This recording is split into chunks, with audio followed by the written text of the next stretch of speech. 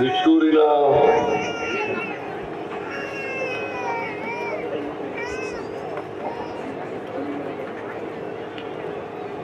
ಈ ದೇವಸ್ಥಾನಕ್ಕೆ ಅನೇಕ ಭಕ್ತರಿದ್ದಾರೆ. ಈ ಊರಿನವರೇ ಅಲ್ಲ, ತಾಲೂಕಿನ ಅನೇಕ ಊರುಗಳು ಮತ್ತೆ ಬೇರೆ ಬೇರೆ ಜಿಲ್ಲೆಗಳ ಊರುಗಳಿಂದ ಕೂಡ ಭಕ್ತರಿದ್ದಾರೆ. ನೀವೆಲ್ಲ ಇಲ್ಲಿ ಬಂದು ಜಾತ್ರೆಯಲ್ಲಿ ಭಾಗವಹಿಸಿ ದೇವರ ದರ್ಶನವನ್ನ ಪಡೆದು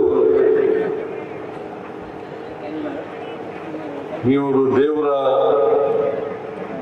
ಆಶೀರ್ವಾದಕ್ಕೆ ಪಾತ್ರರಾಗಿದ್ದೀರಿ ಅಂತಕ್ಕಂಥ ಮಾತುಗಳನ್ನ ಹೇಳಲಿಕ್ಕೆ ಬಯಸ್ತಾ ಇದ್ದೇವೆ.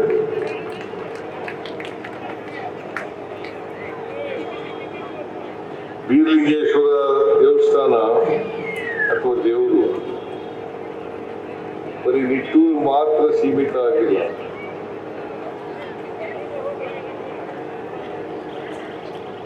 ನಾವು ಒಂದು ಮಾತನ್ನ ಹೇಳ್ತೇವೆ, ದೇವನೊಬ್ಬ ನಾಮ ಹಲವು ಅಂತ ಹೇಳ್ತೀವಿ. ದೇವನೊಬ್ಬ ನಾಮ ಹಲವು, ಒಂದೇ ದೇವರಿರೋದು. ಆ ದೇವರಲ್ಲಿ ನಾನು ಕೂಡ ನಂಬಿಕೆಯನ್ನ ಇಟ್ಕೊಂಡಿದ್ದೇನೆ.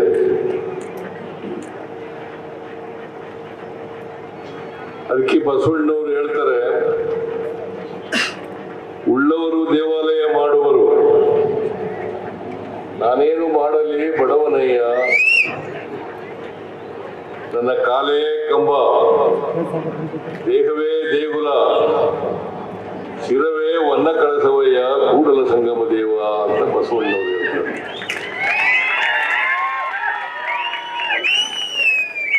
ಉಳ್ಳವರು ದೇವಸ್ಥಾನ ಮಾಡ್ತಾರೆ, ದೇವಸ್ಥಾನ ಮಾಡಿ ಅಲ್ಲಿ ಮೂರ್ತಿ ಇಟ್ಟು ಪೂಜೆ ಮಾಡ್ತಾರೆ.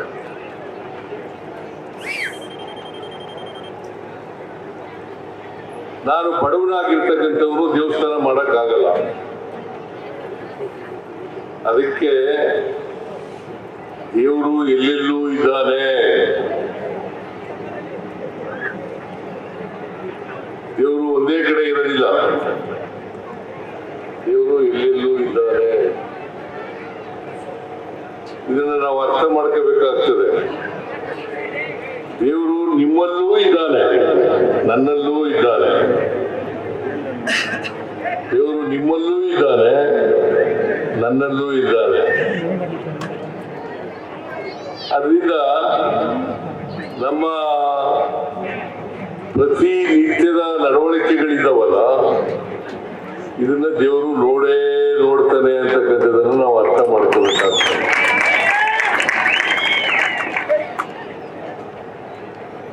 ದೇವರು ನಮ್ಮಲ್ಲಿ ಇರುವಾಗ ನಾನು ಯೋಚನೆ ಮಾಡ್ತೀನಿ, ಏನ್ ಕೆಲಸ ಮಾಡ್ತೀನಿ, ಯಾರಿಗೆ ದ್ವೇಷ ಮಾಡ್ತೀನಿ, ಯಾರಿಗೆ ವಿರುದ್ಧ ಮಾಡ್ತೀನಿ, ಯಾರಿಗೆ ವೈರ ಮಾಡ್ತೀನಿ, ಇದೆಲ್ಲ ನೋಡಲ್ವಾ ದೇವರು? ನೋಡ್ತಾನಲ್ವಾ? ಅದರಿಂದ ನಾವು ಶುದ್ಧವಾದಂತ ನಡವಳಿಕೆಯನ್ನ ಮಾಡ್ಬೇಕಲ್ಲ, ಶುದ್ಧವಾದಂತ ನಡವಳಿಕೆಯಿಂದ ನಡ್ಕೋಬೇಕಾಗ್ತದೆ. ಅದಕ್ಕೆ ದೇವರು ಯಾವಾಗ ಒಲಿತಾನಪ್ಪ ಅಂತಂದ್ರೆ, ಶುದ್ಧವಾದಂತ ಭಕ್ತಿಯಿಂದ, ಮಾನವೀಯತೆಯಿಂದ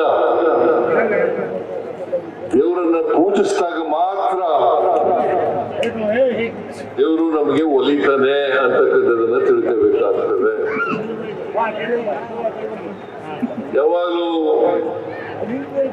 ದೇವರಲ್ಲಿ ಪ್ರಾರ್ಥನೆಯನ್ನ ಮಾಡುವಾಗ ಬರೀ ನನ್ನೊಬ್ಬರ ಒಳ್ಳೇದು ಮಾಡಪ್ಪ ಅಂತ ಕೇಳ್ಕೊಂಡ್ರೆ ಒಳ್ಳೇದು ಮಾಡಲ್ಲ ದೇವರು. ಇದನ್ನ ಅರ್ಥ ಮಾಡ್ಕೋಬೇಕು. ದೇವರು ಒಳ್ಳೇದು ಮಾಡೋದು ಯಾವಾಗಪ್ಪ ಅಂತಂದ್ರೆ, ಬೇರೆಯವ್ರಿಗೂ ಒಳ್ಳೇದು ಮಾಡಿ ನಮಗೂ ಒಳ್ಳೇದು ಮಾಡಪ್ಪ ಅಂತ ಕೇಳ್ಕೊಂಡಾಗ ಮಾತ್ರ ದೇವರು ಒಳ್ಳೇದು ಮಾಡ್ತಾರೆ ಹೊರತು ಅಲ್ಲೇ ಮಾಡಲ್ಲ ಅಲ್ವಾ? ಬರೀ ನನಗೆ, ನನ್ನ ಮಕ್ಕಳಿಗೆ, ನನ್ನ ತಂದೆ ತಾಯಿಗಳಿಗೆ ಅವ್ರು ಮಾತ್ರ ಒಳ್ಳೇದು ಮಾಡು, ಬೇರೆಯವ್ರಿಗೆ ಕೆಟ್ಟದ್ದು ಮಾಡುವಂತಂದ್ರೆ ದೇವರು ನಿಮಗೆ ಯಾವತ್ತೂ ಒಳ್ಳೇದು ಮಾಡಲ್ಲ. ಮೊದಲು ಬೇರೆಯವ್ರಿಗೆ ಒಳ್ಳೇದು ಮಾಡು, ಆಮೇಲೆ ನನಗೆ ಒಳ್ಳೇದು ಮಾಡು ಅಂತ ಕೇಳ್ತಾರೆ.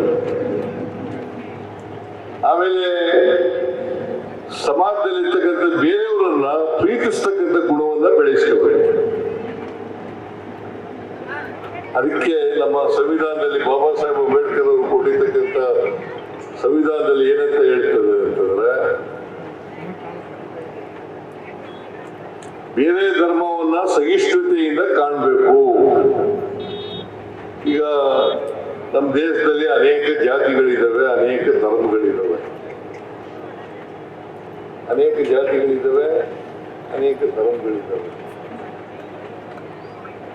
ನಾವು ಮಾಡಿದ್ದಲ್ಲ, ಪಟ್ಟಭದ್ರ ಹಿತಾಸಕ್ತರು ಮಾಡಿದಂಥದ್ದು ಇದು ವ್ಯವಸ್ಥೆ.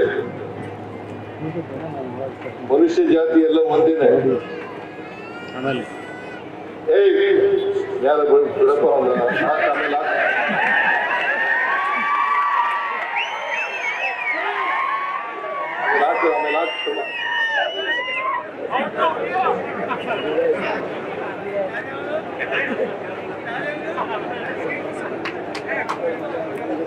ಸಹಿಷ್ಣುತೆ ಇದೆಯಲ್ಲ, ಅದು ಬಹಳ ಮುಖ್ಯ. ನಮ್ಮ ಸಂವಿಧಾನದಲ್ಲೇ ಹೇಳಿದೆ, ಪರಧರ್ಮವನ್ನ ಸಹಿಷ್ಣುತೆಯಿಂದ ಕಾಣಬೇಕು. ನಮ್ಮ ಧರ್ಮದ ಬಗ್ಗೆ ಗೌರವ ಇರಬೇಕು, ಪ್ರೀತಿ ಇರಬೇಕು. ಅಷ್ಟೇ ಪ್ರೀತಿಯಿಂದ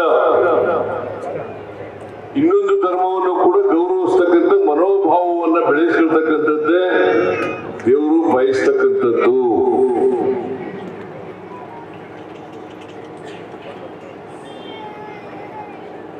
ಆದ್ರಿಂದ ಇದನ್ನ ತಿಳ್ಕೋಬೇಕಾಗ್ತದೆ. ಅನೇಕ ಧರ್ಮಗಳಿದಾವಲ್ಲ ನಮ್ಮ ದೇಶದಲ್ಲಿ. ಹಿಂದೂ ಧರ್ಮ ಇದೆ, ಇಸ್ಲಾಂ ಧರ್ಮ ಇದೆ, ಜೈನ ಧರ್ಮ ಇದೆ, ಬೌದ್ಧ ಧರ್ಮ ಇದೆ, ಜೈನ ಧರ್ಮ ಇದೆ. ಈ ಎಲ್ಲ ಧರ್ಮಗಳು ಕೂಡ ಏನ್ ಹೇಳ್ತವೆ? ಬೇರೆಯವರನ್ನ ಪ್ರೀತಿಸು ಅಂತ ಹೇಳ್ತವೆ.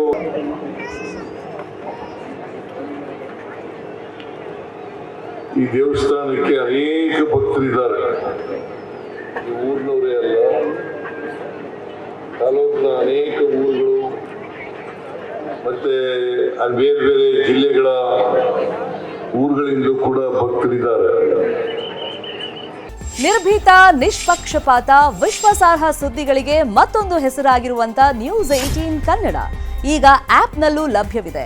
ದಯವಿಟ್ಟು ಇಲ್ಲಿರುವಂತ QR ಕೋಡ್ ಸ್ಕ್ಯಾನ್ ಮಾಡಿಕೊಂಡು ಆಪ್ ಡೌನ್ಲೋಡ್ ಮಾಡೋದಕ್ಕೆ ಮರಿಬೇಡಿ. ನಿಮ್ಮ ಬೆಂಬಲ ಹೀಗೆ ಸದಾ ನಮ್ಮೊಂದಿಗಿರಲಿ. ಧನ್ಯವಾದ.